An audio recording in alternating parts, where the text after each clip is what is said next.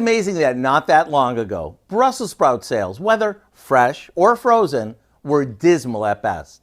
But that all changed once we figured out that we can cook these little powerhouses of nutrition in lots of different ways, rather than simply boiling them like our parents did. Today, we love them roasted, shredded in our salads, and a new way that we love them is to pickle them. To make pickled Brussels sprouts, we start by blanching some Brussels sprouts that we've trimmed. Once they're bright green and just tender, we drain them.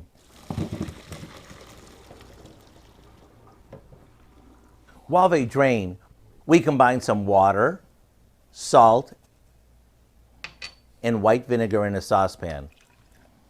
And we let that simmer until the salt dissolves.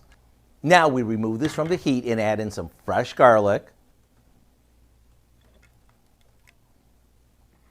peppercorns, mustard seed, and a bit of crushed red pepper.